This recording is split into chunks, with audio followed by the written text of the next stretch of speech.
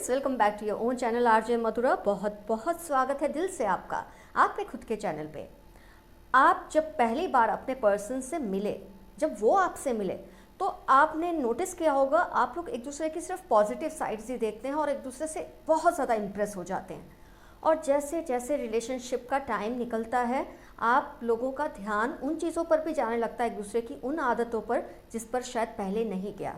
तो जब ये सब चीज़ें होने लग जाती है रिलेशनशिप में, तो क्या जो इम्प्रेशन आपकी पहली बार आपके पर्सन पे पड़ी थी वो आज भी कायम है, या there some change in impression that you created on your partner?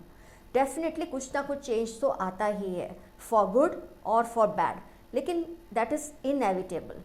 हम स्पोर्टिंगली आज ये देखने वाले हैं रीडिंग के ज़रिए कि आपके पर्सन के माइंड पर जो आपकी इम्प्रेशन पहली मीटिंग पे पड़ी थी, क्या आज वही है, उससे बेहतर है, या उससे कम हो गई है।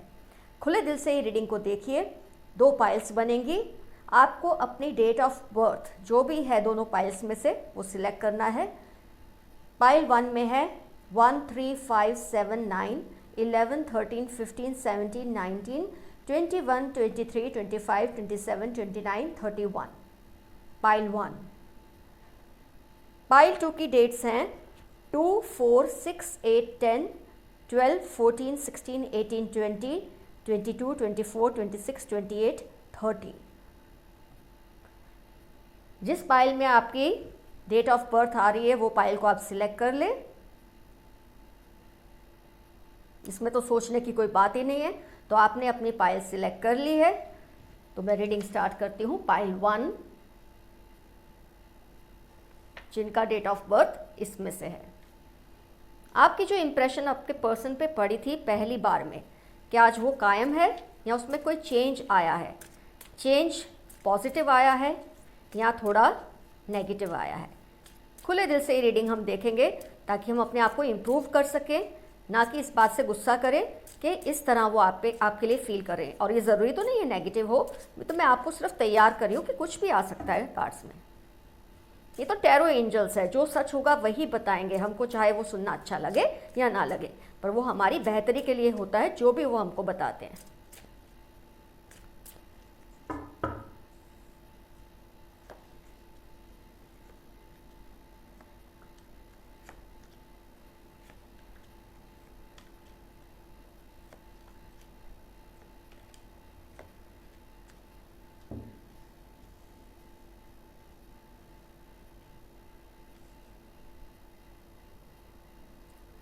जब आप लोग स्टार्टिंग में एक दूसरे को मिले थे, डेफिनेटली पहली बार या पहले कुछ डेज हनीमून पीरियड चलता है रिलेशनशिप का, जब आप एक दूसरे में सिर्फ पॉजिटिव चीज़ों को ही देखते हैं और कुदरत ही आपको ऐसा बना देती है कि आपको सिर्फ पॉजिटिविटी ही दिखती है एक दूसरे में।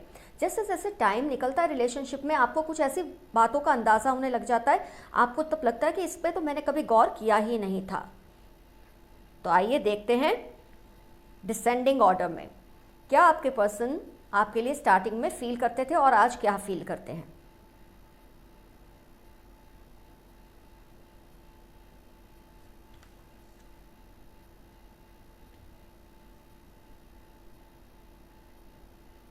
स्टार्टिंग में आपके पर्सन आपका सोच समझकर कदम उठाना किसी भी बात को लेकर, इस बात से बेहद इम्प्रेस हुए थे।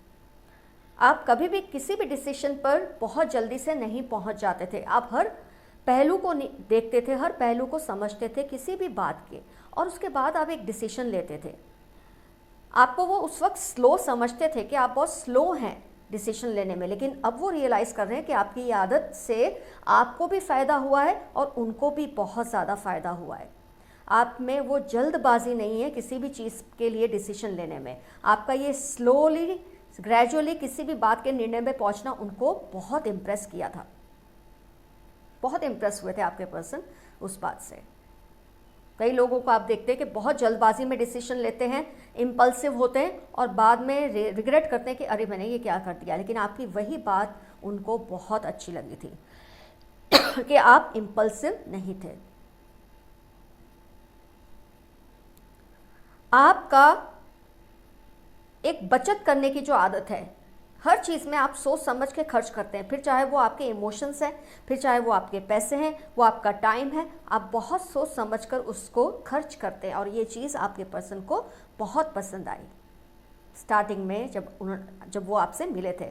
आपकी ये पॉजिटिव क्वालिटीज़ ने उनको बहुत ज़्यादा इम्प्रेस किया। सोच समझ कर डिसीजन लेना और अपने आप को इन्वेस्ट करना बेफिजूल, जो आपको पसंद नहीं था, ये उनको बहुत अच्छा लगा। Slow and steady wins the race, जो ये कहावत है ना, जो धीमी गति से आगे बढ़ता है वो ज़रूर सक्सेसफुल होता है। धीमी गति से वो आगे बढ़ता है इन द सेंस चलने में नहीं, डिसीजन लेने में क्विक होते हैं, लेकिन डिसीजन लेने से पहले जो सोचना है वो तो सोचते ही हैं। धीमी गति आपकी सिर्फ सोचने में है, एक्शन लेने में आप धीमी गति नहीं रखते, वो आप फिर क्विक हो जाते हैं। किंग ऑफ वॉन्ड्स सिर्फ सोचने में वक्त लेते हैं, लेकिन एक बार जो सोच लिया आप उस पर फिर तुरंत एक्शन लेते हैं। इस बात से आपके पर्सन आपसे बेहद ज़्यादा इम्प्रेस थे कि आप जज्बाती नहीं हैं, आप में जज्बात हैं, आप में इमोशंस तो हैं, लेकिन आप इमोशनल होकर कोई डिसीजन नहीं लेते। इस बात से आपके पर्सन आपसे बहुत ज़्यादा इम्प्रेस हुए थे। और आपके ये जो प्रैक्टिकल नेचर है उनको बहुत अच्छी लगती है कि आप हर चीज़ में यही देखते हैं कि किस तरह से ज़्यादा मुनाफा हो, और इसमें कोई भी बात गलत नहीं है। अगर आप सोचते हैं कैसे रिलेशनशिप से, कैसे फाइनेंसेस से, कैसे अपने इमोशंस को किस तरह से इन्वेस्ट करना है, अपने माइंड को किस तरह से चलाना है, लेकिन जो भी चीज़ आप करो उसमें आपको फ़ायदा ही होना चाहिए। आपकी जो ये प्रैक्टिकल अप्रोच है लाइफ को लेकर, ये आपके पर्सन को बहुत ज़्यादा इम्प्रेस करती थी, करती होगी भी आज। लेकिन आइए हम अब पॉइंट पर आते हैं। आपके पर्सन को आपकी इसी बात से कभी कभी बहुत ज़्यादा तकलीफ पहुंचती है। 9 of swords and 5 of swords, कभी कभी वो बहुत निगलेक्टेड फील करते हैं इस रिलेशनशिप में, क्योंकि उनको लगता है आप बहुत ज़्यादा बेनिफिट्स की सोचते हैं।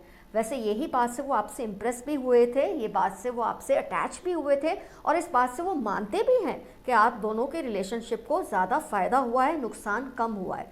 लेकिन कभी कभी उनको ये लगता है कि इस प्रोसेस में शायद आप उनको निगलेक्ट कर देते हैं, उनकी फीलिंग्स को निगलेक्ट कर देते हैं, उनके इमोशंस को निगलेक्ट कर देते हैं, क्योंकि आप फ़ायदे की बात ज़्यादा सोचते हैं। तो प्रैक्टिकल लाइफ में आपका जो ये अप्रोच है बहुत ही अप्रिशिएबल है। जहाँ आपकी काम की बात है, जहाँ आपके फाइनेंसेस की बात है, तो आपका ये नेचर बहुत ज़्यादा अच्छा है। लेकिन जहाँ इंसान के इमोशंस की बात है, आपका इतना ज़्यादा हर बात को सोचकर फिर डिसीजन लेना शायद वो इंसान को इनसिक्योर करता है, आपके पर्सन को कभी कभी इनसिक्योर करता है, और इसकी वजह से वो बहुत ज़्यादा परेशान हो जाते हैं कि उनको ये डर लगता है कि उनको एक तरह की आपके साथ इनसिक्योरिटी फील होती है। उनको ये डर लगा रहता है कि कहीं आप उनको भी फ़ायदे नुकसान के वेट में बिठा ना दें, ये डर उनको लगता है। तो वो कभी कभी ये चाहते हैं आप थोड़े इम्पल्सिव हो जाएं, इतना सोच समझ कर हर चीज़ करने से अच्छा है थोड़े से आप इम्पल्सिव हो जाएं, ऐसा वो कभी कभी चाहते हैं। लेकिन आपकी वैसे ये बात उनको बहुत अच्छी लगी, क्योंकि इससे अगर आप स्पेशली मैरिड हैं तब तो आप ये कह सकते हैं, हम भी मान सकते हैं कि आपका ये डिसीजन लेना, इस तरह से सोच समझकर इमोशनल ज़्यादा ना होना, जज्बाती ना होना और फ़ायदे की ही बात सोचना, ये बहुत अच्छी है। लेकिन अगर आप अनमैरिड हैं तो अभी आपके पर्सन को ये बात को एक्सेप्ट करने में थोड़ा टाइम लगेगा, क्योंकि ये बात उनको अभी इनसिक्योर करती है।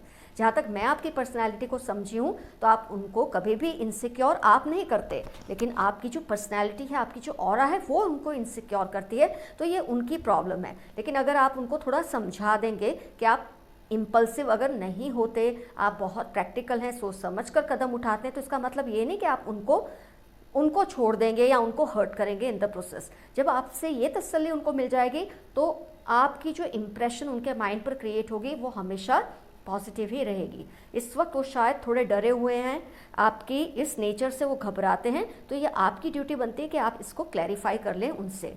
उनको ये डर है कि कहीं आप भी उनको तराजू में ना तोलकर साइड पर ना कर दे कभी, ये डर उनको लगता है। ये शायद आप नहीं समझ पाते, क्योंकि आपकी ये नेचर है, आप उसको एक थर्ड पर्सन की नज़र से कभी नहीं देख सकते, सेकंड पर्सन की नज़र से कभी नहीं देख सकते। It is you are that person. तो आपके लिए ये जज करना मुश्किल है कि आप कैसे हैं, ये सामने वाला इंसान आपको समझ सकता है और समझा सकता है। तो आपकी जो ये प्रैक्टिकलिटी है मुझे कहीं भी गलत नहीं लगती, क्योंकि आप जज्बात रखते हैं, जज्बाती नहीं है, लेकिन आपके पर्सन को आपको ही कन्विंस करना पड़ेगा कि आपके साथ वो सिक्योर हैं। उनको ये डर अपने मन से निकाल देना चाहिए कि आपकी प्रैक्टिकल अप्रोच की वजह से उनको कोई नुकसान होगा आगे जाके। तो ऑल इन ऑल मुझे तो आपकी पर्सनैलिटी बहुत अच्छी लगी। पाइल 1, आप जिस तरह की पर्सन है, मुझे लगता है आज की दुनिया में, आज के समाज में थोड़ा बहुत ऐसा होना बहुत ज़रूरी है, नहीं तो बहुत ज़्यादा मुश्किलें क्रिएट होती है वैसे लोगों के लिए जो बहुत जज्बाती होते हैं। जज्बात तो हैं और जज्बाती भी होते हैं, लैक ऑफ प्रैक्टिकलिटी होती है, इमोशनल होकर डिसीजन लेते हैं, वो बहुत ज़्यादा मुश्किलों में भी पड़ते हैं। तो पाइल 1 आपका रीडिंग हुआ कंप्लीट। तो फ्रेंड्स, अब टर्न है पाइल 2, जिनका डेट ऑफ बर्थ इसमें आया है।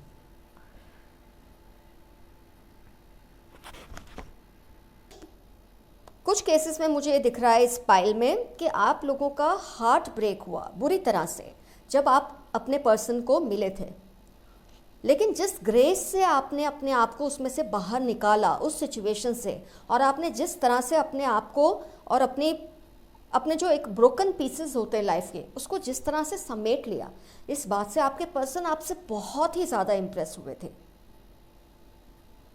ये नहीं कि आप रोते रहे, पीटते रहे कि मेरे साथ ये हुआ वो हुआ, ऐसा नहीं। हाँ, आपने उससे शेयर किया, उनको शायद पता भी था। काफ़ी केसेस में मुझे ये लग रहा है, ज़्यादातर केसेस में ऐसा हुआ होगा कि आपने बहुत ग्रेसफुली वो पास्ट को भुलाकर अपने इस रिलेशनशिप को एक मुकाम तक आप लेकर आए।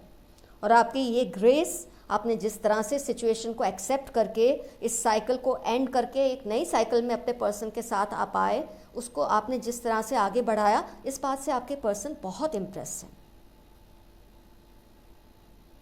आपने वक्त नहीं बर्बाद किया उनके साथ वही बातें कर करके पास्ट की कि आपके साथ ये हुआ, आपके साथ वो हुआ।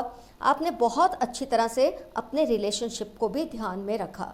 ये नहीं कि कई लोग क्या करते हैं, जब पास्ट का कोई ब्रोकन रिलेशनशिप होता है, उसकी जो एक मेमोरीज़ हैं, बुरी सी यादें हैं, डिप्रेसिव यादें हैं, उसको प्रेजेंट रिलेशन में भी ले आते हैं और हर वक्त कंपैरिजन करते रहते हैं दोनों लोगों की, और इस तरह से एक टेंशन क्रिएट करते हैं रिलेशनशिप में जो आपने नहीं किया।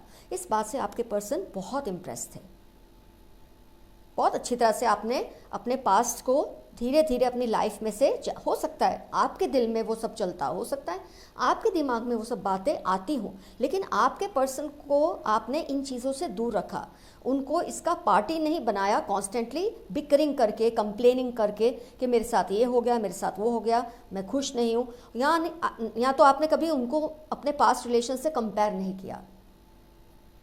अगर कंपेयर किया है तो आपने उनकी बेहतरी उनको दिखाने के लिए किया होगा, ना कि उनकी कोई नेगेटिविटी। आपकी इस बात से आपके पर्सन बहुत ज़्यादा इम्प्रेस्ड हैं आपसे, बहुत इम्प्रेस थे आपसे। लेकिन आपका ये जो फर्म एटीट्यूड है, अपनी बात पे खड़े रहना, आपने जिस तरह से ये सिचुएशन को हैंडल किया, ये आपकी एक फर्मनेस दिखाता है पर्सनालिटी की, आपकी नेचर का। आप फर्म एटीट्यूड रखते हैं, तो आपने ये जो किया उनको बहुत अच्छा लगा। लेकिन आपके पर्सन को कहीं ना कहीं अब ये फील होता है, काफ़ी केसेस में मुझे ऐसा लगता है, उनको ये फील होता है कि जब कभी वो अपनी बात आपसे शेयर करना चाहते हैं, वो अपनी कोई पास्ट की बात आपसे करना चाहते हैं, तब आप उतनी तसल्ली से नहीं उनको सुनते हैं। आपने अपनी सिचुएशन को तो हैंडल किया था बहुत ग्रेसफुली, आपने अपने पास्ट को भुला दिया, अपने पर्सन को इससे दूर रखा, ये आपकी बहुत अच्छी बात है। लेकिन आप ये अपने पर्सन से नहीं एक्सपेक्ट कर सकते कि वो भी आपके जितने ही हिम्मत वाले हो। इसलिए जब वो अपनी बातों को आपसे करते हैं या कोई कंपैरिजन्स अपने पास्ट के किसी रिलेशन की लाते हैं, तो आप बहुत ज़्यादा एक एंगर प्रोन हो जाते हैं अपने पर्सन की तरफ। आपको जैसे गुस्सा आता है उनके अपने पास्ट के रिलेशन के बारे में कोई भी बात करने पे। हो सकता है वो आपको कंपेयर ना करते हो अपने पास्ट की किसी बात से, किसी रिलेशन से, लेकिन आपको जब कुछ भी शेयर करते हैं तो आपका जो बैलेंस है ना वो बिगड़ जाता है, ये मुझे दिख रहा है। तो आपके पर्सन को इस बात से कभी कभी थोड़ी नाराज़गी आपसे होती है कि उन्होंने जितनी आपकी एटीट्यूड को ग्रेसफुली एक्सेप्ट किया, खैर आपने भी उस सिचुएशन को बहुत अच्छी तरह से डील किया, जिसकी वजह से आपके पर्सन ने बहुत आपकी प्रशंसा की होगी, आपके मुंह पर भी या आपके अपने दिल में भी, और अपने दोस्तों से, अपने रिश्तेदारों से आपके बारे में ये बात की होगी कि इस इंसान ने कभी भी मुझे कंपेयर नहीं किया अपने पास के किसी रिलेशनशिप के साथ। लेकिन आपके पर्सन आपके जैसे नहीं हो सकते, ये बात भी आपको माननी होगी। वो आपसे थोड़े अलग हो सकते हैं, they can be little different from you, और वो चाहते हैं कि अपने पास्ट की कोई बात आपसे करना जो आप सुनने के लिए तैयार नहीं होते, और आपका जो बैलेंस है, इमोशनल बैलेंस, उससे डिस्टर्ब होता है, और आपको लगता है कि ये आपको कंपेयर कर रहे हैं। एक्चुअली वो कंपेयर नहीं कर रहे होते, वो आपसे कुछ शेयर करना चाहते हैं, और क्योंकि आप अपनी पास्ट की बात से कुछ शेयर करना पसंद नहीं करते, आप चाहते हैं आपके पर्सन भी ऐसा ना करे, लेकिन दिस इज़ नॉट पॉसिबल। वो बहुत कुछ आपसे शेयर करना चाहते हैं, उन्होंने जो कुछ भी फेस किया है 3 ऑफ स्वॉर्ड्स अपने पास्ट में, वो उसके बारे में आपसे शेयर करना चाहते हैं। शायद वो आपको बताना चाहते हैं कि उनको ये चीज़ें पसंद है, ये चीज़ें नहीं पसंद है, जो पास्ट के एक्सपीरियंसेस है उसके बेस पे, जो कि सुनना आपको अच्छा नहीं लगता, और इस बात से आपके पर्सन आपसे कभी कभी शायद खफा हो जाते हैं। तो जो बात उनको कभी अच्छी लगती है आपके बारे में, कभी कभी वही बात से उनको परेशानी भी हो जाती है। तो वो ये तो मानते हैं कि तुम में ये क्वालिटी होगी कि तुम अपने पास्ट के रिलेशन को, पास्ट की बात को प्रेजेंट लाइफ में नहीं लाते, लेकिन उनमें शायद इतनी हिम्मत और ताकत अभी नहीं है। कभी कभी उनका दिल करता है कि आपके सामने वो रो पड़े, पास्ट की कुछ बातें आपसे शेयर करें, पास्ट रिलेशनशिप से जो उनको प्रॉब्लम्स आई थी उसके बारे में आपसे शेयर करें, और आपको शायद ये लगता है, आप शायद उस बात से इनसिक्योर हो जाते हैं, मुझे ऐसा लगता है। तो आप इनसिक्योर होना बंद कर दीजिए, उनकी बातें सुनिए, एक्चुअली वो क्या बताना चाहते हैं। हो सकता है आपसे किसी तरह की मदद ही चाहते हो वो सब बातें शेयर करके, एक बार सुन लीजिए, give an ear to their conversation at least once, फिर आपको जो सही लगे आप वो डिसीजन ले सकते हैं। तो फ्रेंड्स, पाइल 2 का रीडिंग भी हुआ complete. All the best to you, आप दोनों का प्यार हमेशा बना रहे, बहुत ज़्यादा फले फूले, यही मेरी आप लोगों के लिए दुआ है। अपना बहुत बहुत ख्याल रखिए और चैनल को प्यार देते रहिए। आपकी दोस्त RJ Madhura. Love you all, see you soon, bye bye.